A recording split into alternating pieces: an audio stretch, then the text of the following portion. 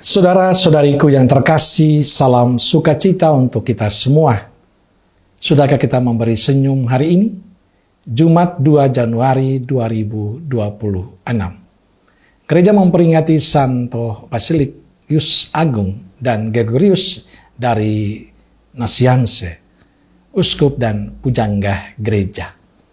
Mari kita awali permenungan kita dengan tanda kemenangan Kristus dalam nama Bapa dan Putra dan Roh Kudus. Amin.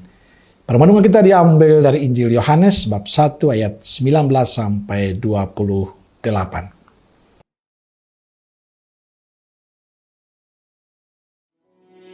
Dan inilah kesaksian Yohanes ketika orang Yahudi dari Yerusalem mengutus beberapa imam dan orang-orang Lewi kepadanya untuk menanyakan dia, "Siapakah engkau?" Ia mengaku dan tidak berdusta. Katanya, "Aku bukan Mesias." lalu mereka bertanya kepadanya, "Kalau begitu, siapakah engkau?" "Elia." dan ia menjawab, "Bukan." "Engkaukah nabi yang akan datang?" dan ia menjawab, "Bukan." Maka kata mereka kepadanya, "Siapakah engkau? Sebab kami harus memberi jawab kepada mereka yang mengutus kami. Apakah katamu tentang dirimu sendiri?" Jawabnya, "Akulah suara orang yang berseru-seru di padang gurun. Luruskanlah jalan Tuhan, seperti yang telah dikatakan Nabi Yesaya." Dan di antara orang-orang yang diutus itu ada beberapa orang Farisi.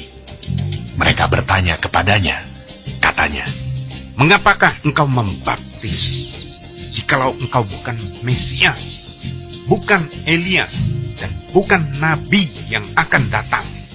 Yohanes menjawab mereka, katanya, "Aku membaptis dengan air, tetapi di tengah-tengah kamu berdiri dia yang tidak kamu kenal, yaitu dia yang datang kemudian daripadaku.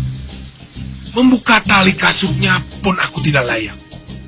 Hal itu terjadi di Betania yang di seberang sungai Yordan, di mana Yohanes membaptis. Saudara-saudariku yang terkasih, bacaan Injil hari ini bicara tentang Yohanes Pembaptis. Dikatakan ia seorang yang jujur dan rendah hati.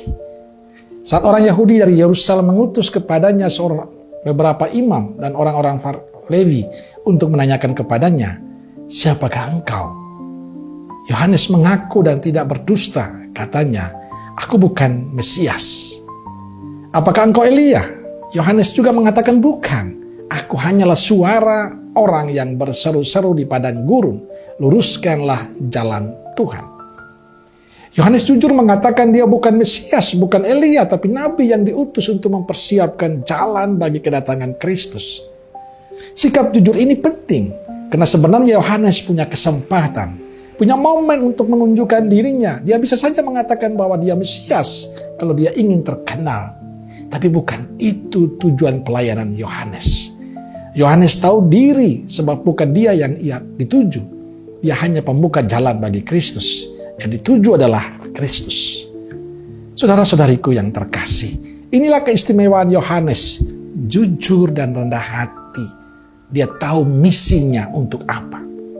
Bahkan ia mengatakan, "Membuka tali kasutnya pun aku tidak layak. Aku hanya seorang utusan, hanya membuka jalan bagi Tuhan."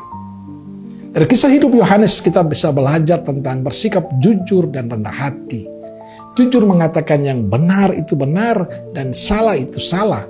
Di zaman ini menjadi orang jujur dan rendah hati itu tidak mudah. Orang lebih merasa nyaman dengan ketidakjujuran. Orang merasa bahagia dengan keangkuhan dan kesombongan diri.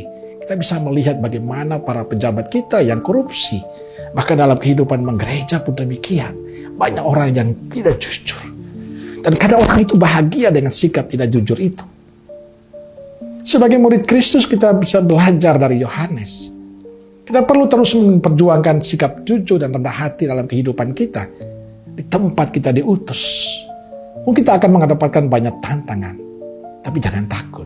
Orang jujur dan rendah hati dicintai Tuhan.